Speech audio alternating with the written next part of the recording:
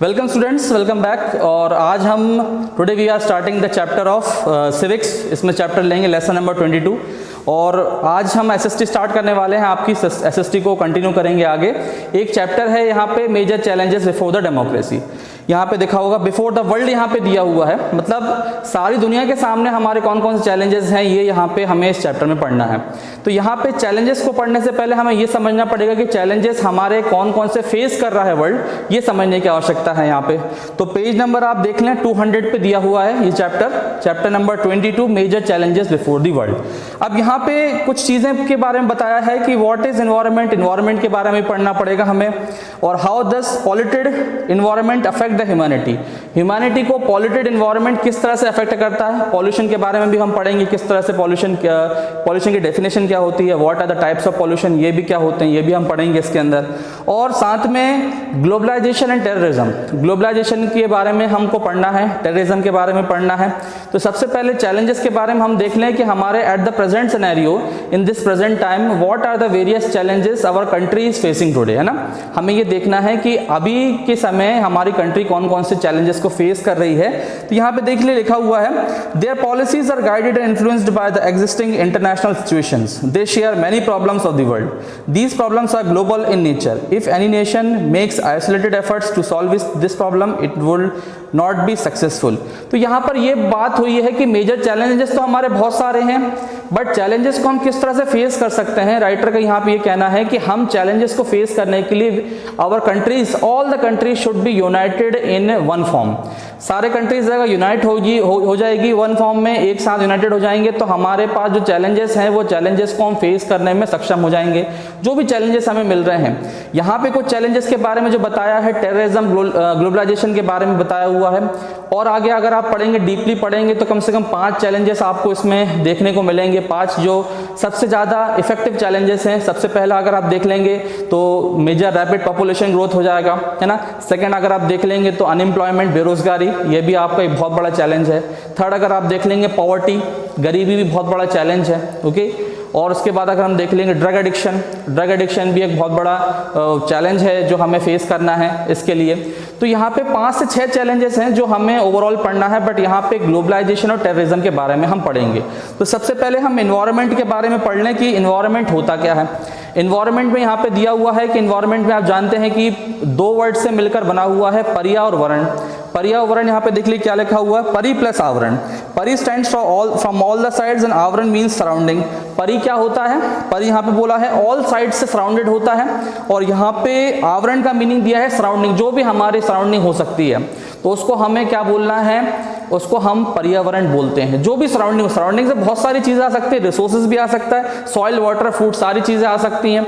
तो ये सारी चीजें मिलकर क्या बनाती हैं, हमारा एनवायरनमेंट बनाती हैं। तो एनवायरनमेंट में ये देखिए लिखा हुआ है, अ cover which surrounds us from all sides that is called environment. मतलब एक इफेक्टिव कवर है जो हमें सारे तरफ से सराउंड किया गया है, उसको हम क्या बोलते हैं, एनवायरनमेंट बोलते हैं। तो एनवायरनमेंट से समझने की यह आवश्यकता है हमें कि एनवायरनमेंट में क्या क्या चीजें हो सकती हैं। रिसोर्सेज के बारे में हम पढ़ेंगे, नॉन रिन्यूएबल रिसोर्सेज क्या होती हैं, रिसोर्सेज क्या होती हैं, एग्जॉस्टेबल क्या होती हैं, इनएग्जॉस्टेबल क्या होती हैं, ये भी हम आगे पढ़ेंगे।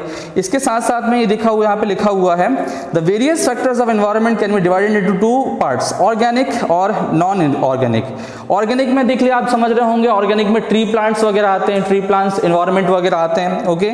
और इसके साथ साथ में नॉन ऑर्गेनिक में minerals, soil, water, solar energy, ये सारी चीजें आती हैं। तो ऑर्गेनिक और नॉन ऑर्गेनिक में आपको कंफ्यूज होने की जरूरत नहीं है, 2 चीज मैंने आपको डिफरेंस बताई है, ये आप इसमें समझ गए होंगे। These factors affecting the creature also leave an impact on each other, thus a balance is made on the earth। एक बैलेंस भी बनाकर रखती है हमारी पृथ्वी सारी चीज़ों में, चाहे वो बरसात होने की बात हो, चाहे वो गर्मी होने की बात हो। अगर ये सारी तरीके से बैलेंस नहीं बनेगा, इफेक्टिव बैलेंस नहीं बनाएगी हमारे जो इन्वायरमेंट है, तो उससे भी हमारे लिए बहुत सारी प्रॉब्लम्स क्रिएट हो जाएगी, ये भी आप समझ रहे होंगे। यहाँ पे एक डेफिनेशन दी हुई है पॉल्यूशन की। पॉल्यूशन के बारे में आप समझ रहे होंगे, इससे पहले भी आपने पढ़ा होगा, you must have learned in the previous classes what is pollution. Any undesirable change in the earth frequently that is called, ये हो जाएगा क्या, पॉल्यूशन। अब ये देखिए यहाँ लिखा हुआ, some undesirable changes occurring in the physical, chemical and organic properties of air, water and soil. Of human beings which damage the entire natural resources. अब जो डैमेज कर रही हैं, अनडिजायरेबल चेंज आकर कर रही हैं और हमारे नेचुरल रिसोर्सेज को क्या कर रही हैं, डैमेज कर रही हैं, वो क्या होगी, पॉल्यूशन होगी।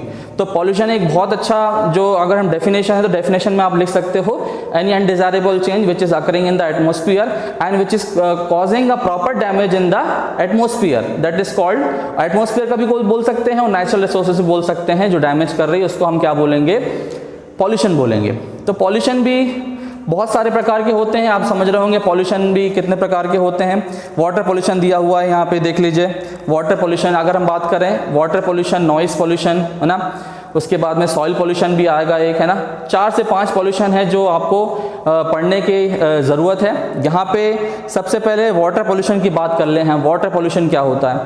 वाटर पॉल्यूशन की बात कर लें तो वाटर जो कंटैमिनेटेड वाटर होता है, कंटैमिनेटेड वाटर से जो कनेक्टेड चीज़ें होती हैं उसको हम बोलेंगे वाटर पॉल्यूशन। जैसे कि मान लीजिए कोई नदी है या फिर लेक या पॉन्ड है, वो जो बहुत ज़्यादा गंदा पानी, सपोज हमारे टैप वाटर में ही बहुत ज़्यादा गंदा पानी आ रहा, कंटैमिनेटेड वाटर आ रहा, उसको हमने पी लिया, पीने के बाद में हमारे बहुत सारे डिसीजेज हो जाती हैं, कॉलेरा, टाइफाइड, डिसेंट्री, ब्रोंकाइटिस, बहुत सारी ऐसे डिसीजेज है जो हमारी हो जाती हैं, उसको हम क्या बोलेंगे, वाटर पॉल्यूशन बोलेंगे। यहाँ पे देख लीजिए लिखा भी हुआ है, the water pollution is that state in which physical, chemical and organic properties of water shows negative changes and leaves a harmful impact on human beings. हमारे ह्यूमन बींग्स पे हार्मफुल इंपैक्ट मतलब एक खतरे की घंटी है, हमारे बॉडी को भी नुकसान पहुंचा रहा है वो पानी, और पानी से हमारी पूरी बॉडी पूरी इफेक्टिवली जो है सोफिस्टिकेटेड हो रही है। अब सोफिस्टिकेटेड क्यों हो रही है? क्योंकि कंटैमिनेटेड वाटर है, कंटैमिनेटेड वाटर में जर्म्स हैं, वायरसेस हैं, बहुत सारी चीज़ें ऐसी होती हैं जिससे हमारे डिसीजेज फैलने की बहुत ज़्यादा एक जो है रिक्वायरमेंट बढ़ जाती है। अब नेचुरल रिसोर्सेज भी हैं इसमें, ये देखिए लिखा हुआ है, the stool and urine eliminating from residential and public toilets directed into river and water resources.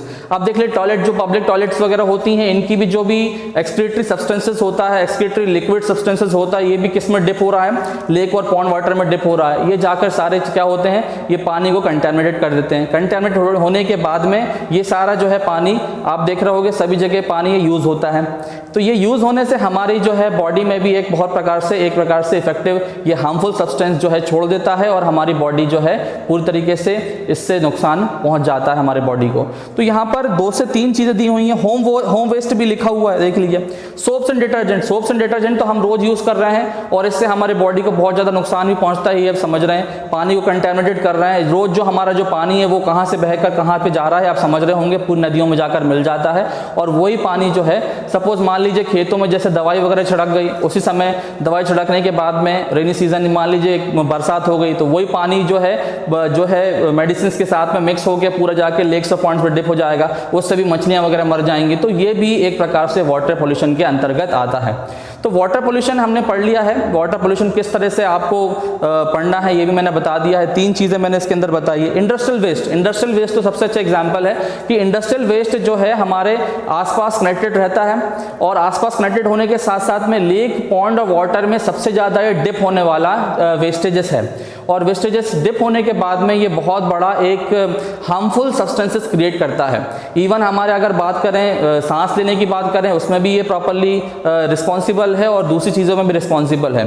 तो इंडस्ट्रियल वेस्ट की भी बात कर लें तो ये देखिए लिखा हुआ है, it contains a lot of chemical substances, this polluted water is directed flown into rivers and ponds. River और पॉइंट्स में डायरेक्टली ये फ्लोन हो रहा है, और ये सरकार भी इस चीज़ के बारे में जानती है, बट इसके लिए कोई इफेक्टिव जो स्टेप है ये नहीं लिया गया है अभी तक, ठीक है। और वाटर पोल्यूशन की अगर हम बात करें, ये डेंजरस इफेक्ट क्रिएट करता है, जैसे कि मैंने 4 डिसीज के बारे में बताया था, कॉलेरा, डिसेंट्री, है ना।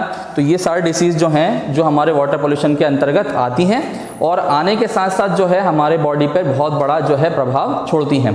तो इसके साथ साथ जो वाटर पोल्यूशन है, वाटर पोल्यूशन की बात कर लें, जो हमने बात की है अभी, एयर पोल्यूशन, और इसके साथ साथ नॉइस पोल्यूशन है।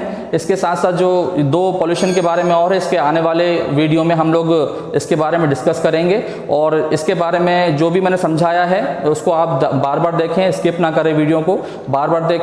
और इसके बाद में जो भी आपके जो डाउट्स हैं वो आप हमारे क्वेरी सेक्शन में कमेंट बॉक्स में शेयर करें, और आपके हमें जो कमेंट्स हैं उसको हम प्रॉपरली सॉल्व करने की कोशिश करेंगे।